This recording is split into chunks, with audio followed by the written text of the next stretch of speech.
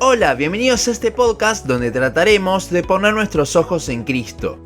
Continuamos con nuestra serie sobre la epístola dirigida a los Gálatas. Hoy comenzaremos con el contenido de la misma viendo desde ya los problemas que habían en Galacia. Gálatas 1, 4 al 9 dice: el cual se dio a sí mismo por nuestros pecados para librarnos del presente siglo malo, conforme a la voluntad de nuestro Dios y Padre, a quien sea la gloria por los siglos de los siglos. Amén. Estoy maravillado de que tan pronto os hayáis alejado del que os llamó por la gracia de Cristo, para seguir un evangelio diferente, no que haya otro, sino que hay algunos que os perturban y quieren pervertir el evangelio de Cristo. Mas si aún nosotros o un ángel del cielo os anunciare otro evangelio diferente del que os hemos anunciado, sea anatema. Como antes hemos dicho, también ahora lo repito, si alguno os predica diferente evangelio del que habéis recibido, sea anatema.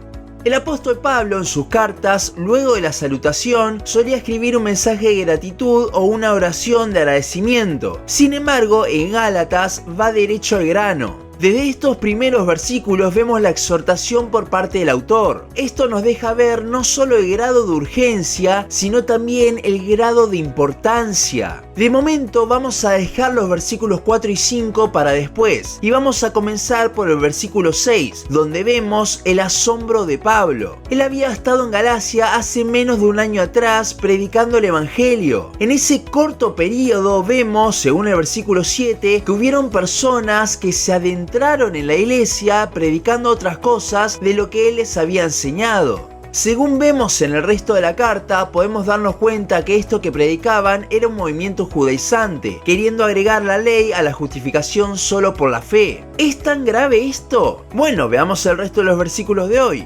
Primero, el versículo 6 dice que este mensaje diferente al que les había predicado Pablo los aleja del Padre que nos llamó por gracia. ¿Por qué nos alejaría? Porque si sumamos la ley, entonces ya no sería por gracia, sería porque algo hicimos como para ser merecedores de esa salvación. Es importante tener el concepto correcto sobre de quién nos aleja y pensar de esa forma. Pablo no está hablando que nos aleja de sí mismo, no fue él quien nos llamó, sino que es el Padre por medio del Espíritu Santo por la obra redentora de Cristo. Esto es lo que se define como el llamado eficaz. Es Dios mismo el que nos llama por gracia. Al sumarle la ley estaríamos haciendo ese llamado insuficiente. En los versículos 7 y 8 vemos más de la gravedad del asunto, y es que este mensaje, el cual es distinto al que predicaron Cristo y los apóstoles, no es el evangelio. El evangelio es uno solo, y cualquier cosa que se le sume o se le reste es una perversión del mismo. ¿Y qué dice el evangelio? Ahora es cuando volvemos a los versículos 4 y 5. Es raro que Pablo incluyese en la salutación esta breve presentación del evangelio, pero era necesaria para tenerla como base para todo lo que va a ir desarrollando a continuación. Aquí vemos una presentación de Cristo mismo. Él es quien nos liberó de nuestros pecados según la voluntad de Dios y para su gloria. Así que sí, fue la voluntad de Dios que Jesús muriese por nosotros en la cruz, ya que era de esta forma en la que Él se iba a glorificar por siempre en la salvación que Él solo da. En este breve resumen del Evangelio no vemos lugar a obras, no vemos lugar a la ley, es simplemente Cristo, y es que eso es el Evangelio. Por último, el autor es bien claro. No hay nadie, absolutamente nadie, por eso exagera usando el ejemplo de un ángel, que presente el evangelio de otra forma en la que no sea Cristo el centro y no lo esté pervirtiendo. Por eso es que llama a esas personas anatemas. En otras palabras, malditos. Porque están pervirtiendo el evangelio. Lo están haciendo algo que no es. Sumar o restar cosas al mensaje principal de Cristo es no predicar el evangelio puro, es alterarlo. Y ese no es el mensaje que nos lleva a confiar exclusivamente en Cristo. No es el mensaje que nos hace admirarnos de su gracia, sino que nos aleja de la misma.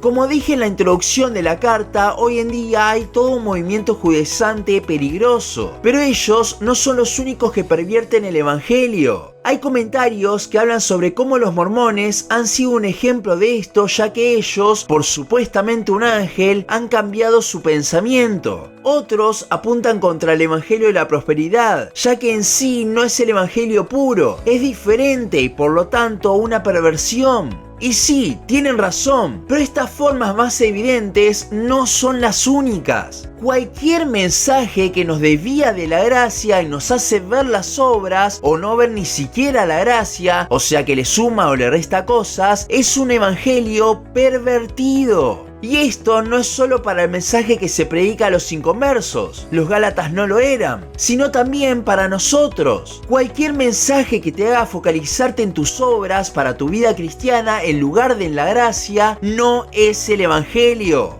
Recuerda que el evangelio no es simplemente lo que debemos escuchar en un primer momento para convertirnos, sino que es lo que necesitamos recordar en cada momento de nuestras vidas. ¿Qué significa esto? Que en cada momento necesitamos del mensaje de la gracia. La gracia siempre debe estar allí como el motor de todo. En el momento que le sumamos obras, ya estamos pervirtiendo el evangelio que nos predicamos en nuestro día a día. Y con esto no me voy al extremo del liberalismo en lo absoluto, ya que la gracia llevará una vida maravillados por el evangelio, lo cual resultará en una vida a la luz de eso. Lo que estoy hablando es en el foco en el cual hacemos hincapié. Si nos estamos predicando el evangelio todos los días, entonces el foco no estará en nuestras obras, sino en Cristo. Él es el evangelio. La vida de los judaizantes parecería más piadosa, pero eso no sirve de absolutamente nada si Cristo no lo es todo y en todos.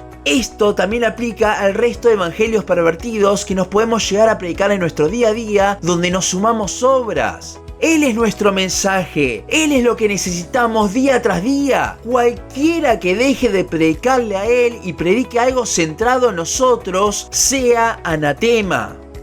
Hasta aquí nuestro capítulo de hoy. Seguinos en Instagram, Facebook, YouTube y Spotify. En todas nos encontrás como Los Ojos en Cristo. También seguinos en losojosencristo.blogspot.com para leer el resto de nuestros blogs. Nos vemos en la siguiente ocasión.